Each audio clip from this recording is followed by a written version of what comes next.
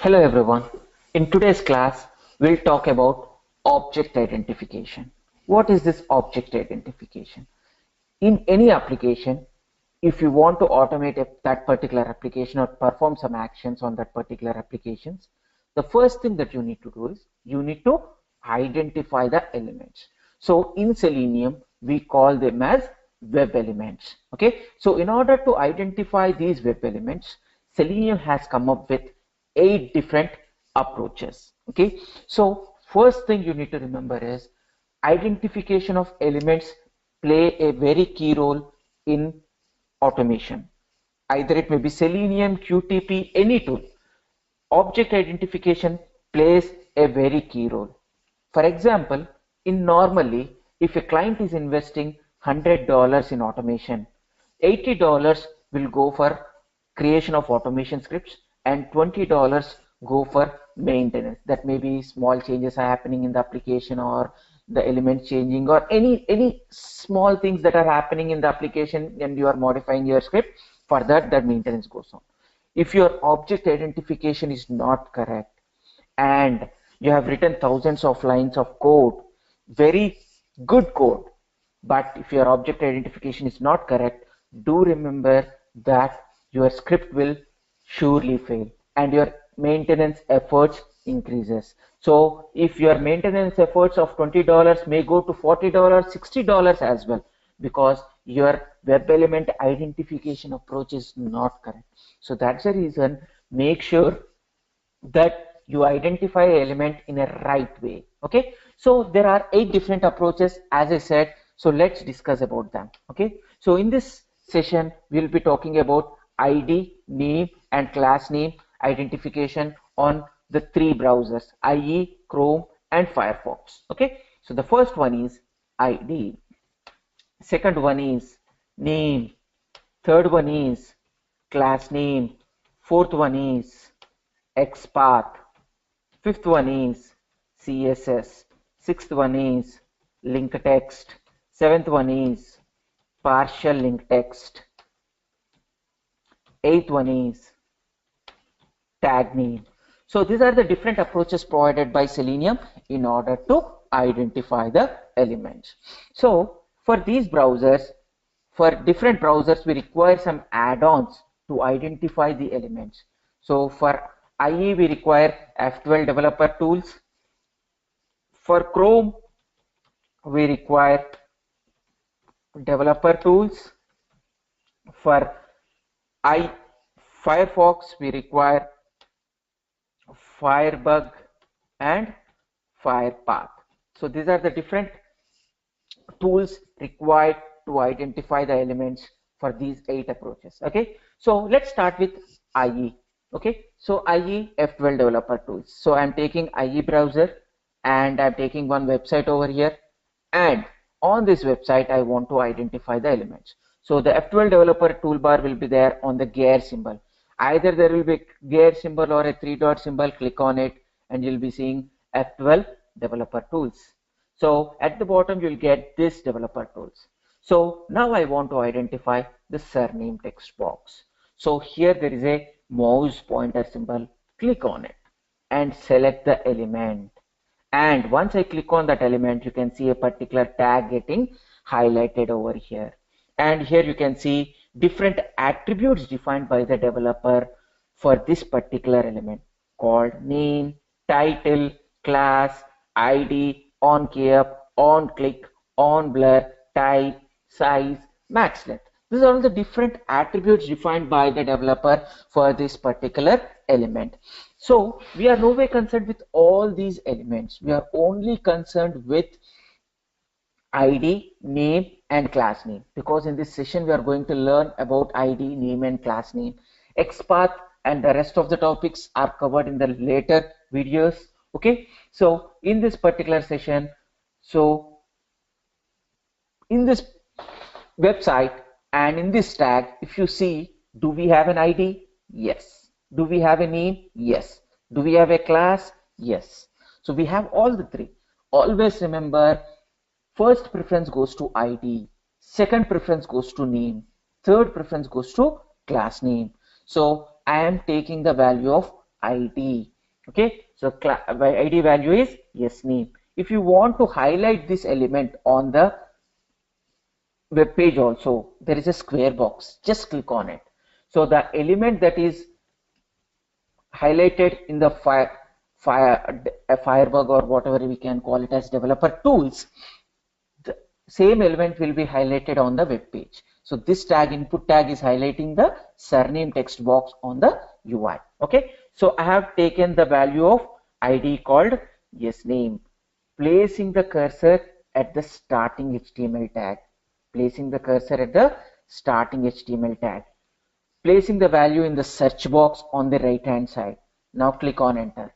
Immediately a particular tag getting highlighted in the developer tools, and on the web page you can see the surname text box getting highlighted. So I can say this element is highlighted. Again I am clicking on enter. A script tag. A script tag. Always ignore a script tag because it's a JavaScript and it doesn't have any attributes at all. It will never have an attributes at all. It's a simple JavaScript if you see. Okay, so ignore it. Again click on enter. It went back to the surname text box itself. So why did I do this search?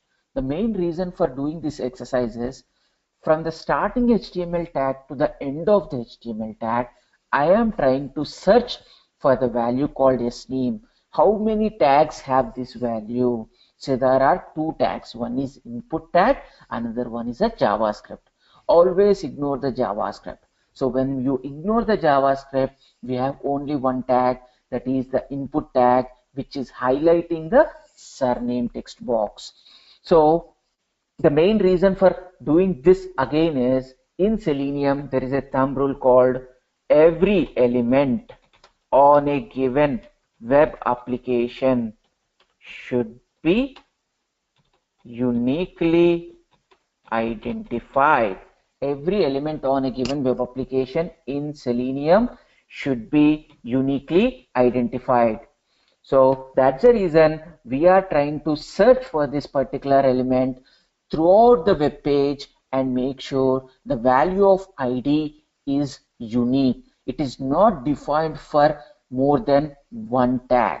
So the surname text box only has this value called ID equal to yes name. Okay, now I want to identify this checkbox. Okay, so here again I have an ID and name. So the first preference goes to ID. So I'm taking the value of ID, placing the cursor at the starting HTML tag again, placing the value in the search box and click on enter.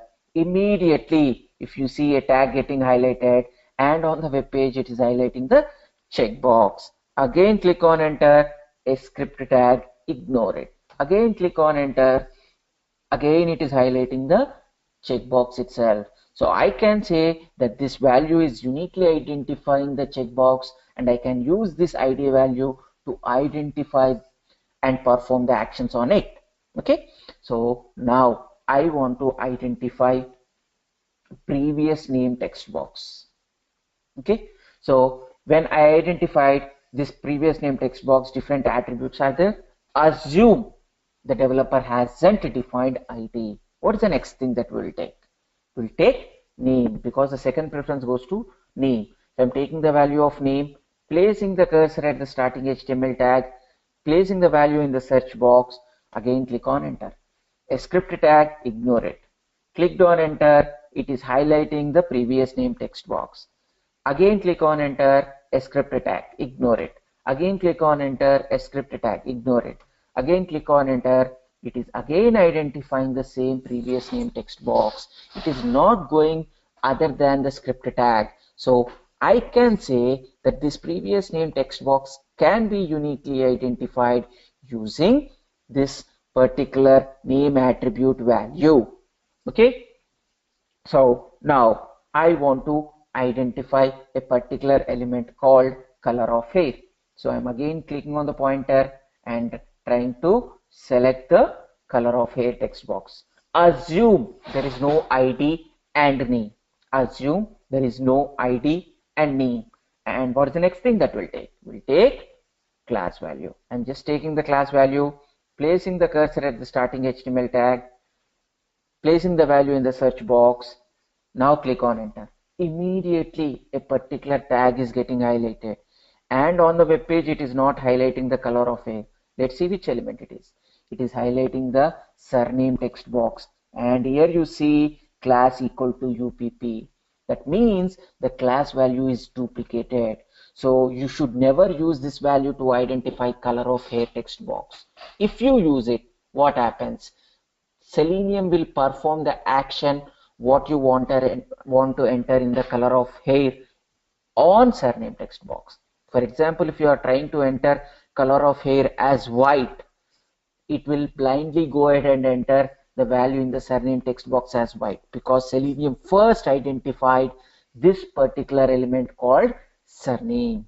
So that's the reason the statement says any element on a given web application should be uniquely identified.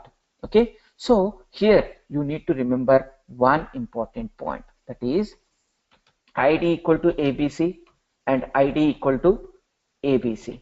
This is not accepted. Two different tags having two same attributes with same value is not accepted.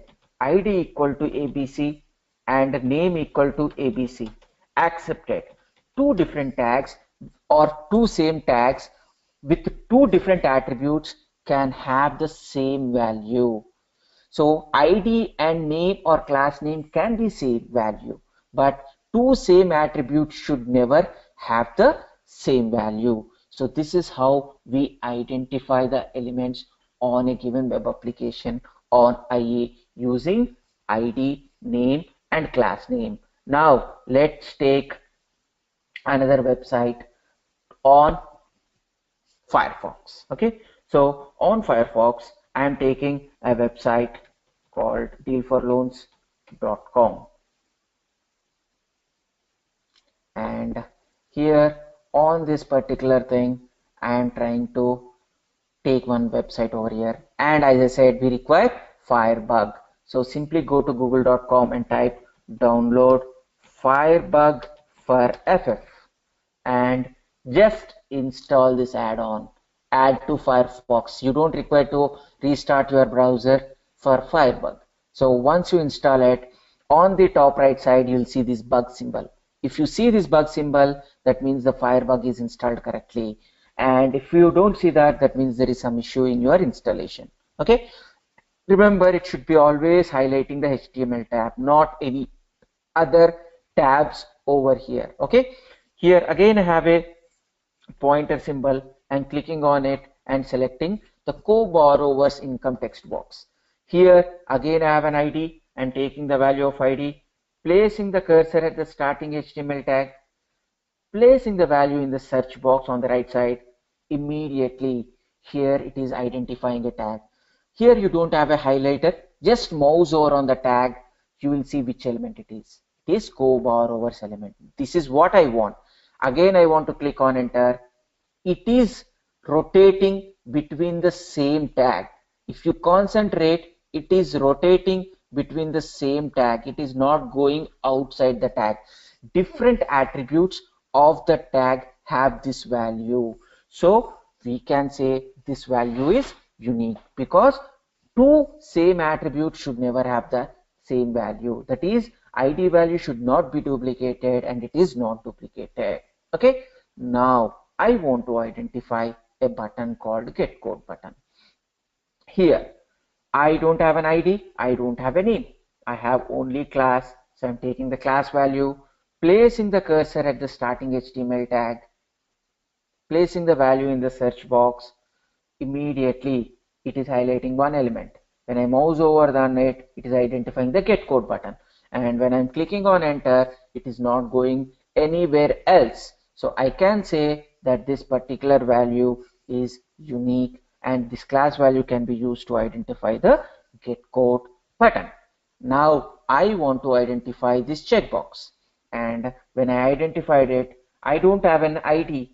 So the next option is name, and I have a name. So I'm taking the value of the name, placing the cursor at the starting HTML tag, and placing the value in the search box. Immediately a tag is getting highlighted. When I mouse over, It is a checkbox which I am trying to identify.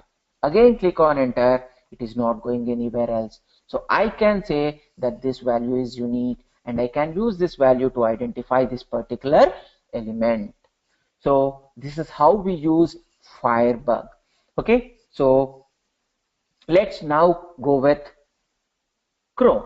Okay, so I'm trying to take Chrome browser and try to identify the elements on the Chrome browser. And on Chrome, what did we say? We require an add-on called Developer Tools. It's an inbuilt add-on. Just click on this 3-dot symbol and more tools, Developer Tools. Once you click on that, at the bottom you will get this particular Developer Tools. Again, I want to identify the elements. There is a pointer symbol. I click on this pointer symbol and identify the course name. Again, here you see I have an ID, name and class name, and copying the ID value as it is the first preference. Here you don't have a search box. Okay, how do you identify? Control F. Once you do Control F, at the bottom you will be getting the search box. Place the value over there. You are seeing 1 out of 2. It doesn't mean that ID value is duplicated. There are 2 places where this value is defined. One is this JavaScript tag. So ignore it. You see this color highlighted, right? So it's not an ID value. Ignore it. Again, place the cursor in the search box and click on enter. Now one tag is getting highlighted. When I mouse over on it, it is identifying the course name text box. So I can say that this value can be identified uniquely using this course value. Okay, course underscore name, and I can use either ID or name because both values are unique over here. Okay, so now again let me check the checkbox. Again, I have only ID name because almost all 95% to 96% they will have the same attributes for all the browsers. There may be 3 to 4% deviation which you need to concentrate. Okay, I place the value 1 out of 2. One is JavaScript tag. Ignore it. Again, click on enter. It is highlighting only one tag, and when I mouse over on it, it is identifying the checkbox. So this is how you identify the elements on Chrome browsers. So IE developer tools require IE browser requires F12, Firefox requires Firebug, Chrome requires developer tools to identify the elements using ID, name and class name. So rest of the approaches we'll be learning them in the next videos. Thank you very much.